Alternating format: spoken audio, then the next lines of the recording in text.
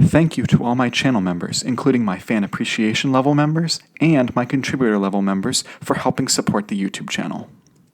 Hello, and welcome to my channel. My name is Jonathan Cohn, and today I have my April reading review. A few days late. I have had the absolute most crazy month this month, and I had to go out of town last minute right at the end of the month, so I wasn't able to film my reading review until now. So it's a little bit late, but surprise! And I'm really excited because I did a lot more reading than I thought I did with how crazy this month was. And I've revealed a little bit of how crazy it was. I have not revealed yet. I'll tell y'all later, but it was absolutely insane, the month I had. So with that, I read 9 books. 8 prose books, 1 manga, and of the 8 prose books, one of them is a short story collection, and the rest of them are novels. And so I had a pretty good month. I didn't have any bad books this month, so it was actually a surprisingly good reading month. I'm actually really surprised I've read as many books as I did. I think that's when I was reading, the days I was reading like 300 or 400 pages a day, and then the days I wasn't reading, I'd read like nothing the whole day. So there was no in between. So let's go ahead and talk about what did I read in the month of April. Well, we'll start with the weakest book that I read. So book number 9 for the month was Across an Ocean of Stars. This is a fine book. It's an okay book. It's not a great book. The book, it feels more like a novella collection than it is an actual cohesive novel. That being said, there's some really cool ideas in here. I like the plot in the second part and the characters in the third part. Out of this 4 parts, I like the plot in the second and the characters in the third. But I wish it was a little bit more cohesive. So it was an okay book. I also read, my number 8 for the month will be Star Wars Tales from the Empire. And this was edited by Peter Schweighofer. It's a bunch of short stories as well as 1 novella. That's a novella that's split up into four parts. Parts 1 and 4 were written by Tim Zahn. Parts 2 and 3 were written by Mike Stackpole. It's an okay short story collection. There were some stories I really liked in here. I thought that the novella was fine. I think that as I just reinforced that generally novella or short story collections just don't always work for me. I only have 1 more Star Wars short story collection to read though after this, so I'm getting near the end of the Star Wars short story collections. So that was this book. That was my number 8. My number 7 read of the month was another new release, and that was The Icarus Coda by Timothy Zahn. The final book in the Icarus Saga. It's complete. The whole Portal stuff is complete. Gregory and Celine's storylines are complete. All the stuff here is complete, and it wraps a nice bow on the series. I just didn't like what that bow was. That's what I'll say is, this book wrapped a bow on the series, but the bow wasn't the color bow or the type of bow I wanted for the series.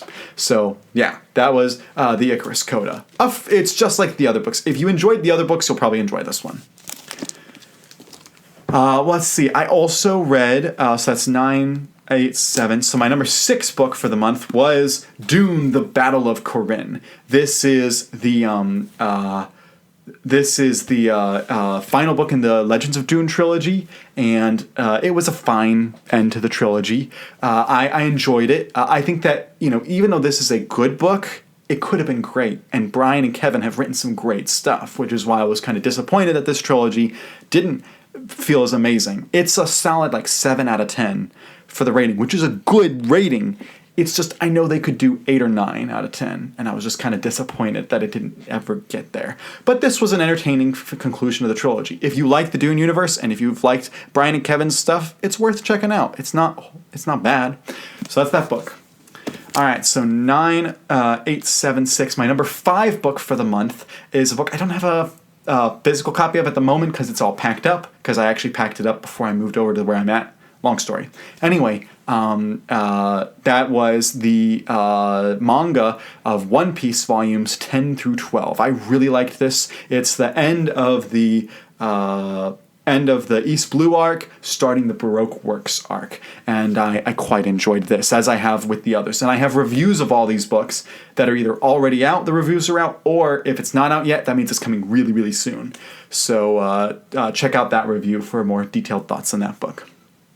All right, now we're into my number 4 book for the month. Now we're getting some pretty good books, and that was Michael Reeves' Star Wars book, Street of Shadows. This is the second book in the Coruscant Nights trilogy. I enjoyed the first book. I enjoyed the second book. The first book was more of a crime thriller. This book is more of a mystery, a murder mystery thriller. So I did enjoy reading this one quite a bit. It reminded me of the Clone Wars in the best of ways. My number 3 book for the month was a new release for Star Wars, Into the Light by Claudia Gray. This is the final YA book, and I had a blast. It didn't feel like a YA book. It kind of felt like an adult book, and I was really digging it, and I'm not a big YA fan. So I really enjoyed this one. I really like where the High Republic's going right now.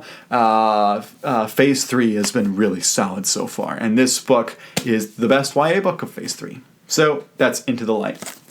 My number 2 for the month. Every month, this series gets like the number 2 spot because it's so good. But then I read something amazing that beats it out. But this series is so good. It's from the Accursed Kings series, and that's the Royal Succession. This is the 4th book in the Accursed Kings series. It's so good, so worth your time to read. I have my review out. You should go watch it. It's a fantastic historical fiction series. It's consistently one of the best books I read each month is from this series. And it's really worth it. And this book is the weakest of the series and yet is still fantastic. So that's why this was my number 2.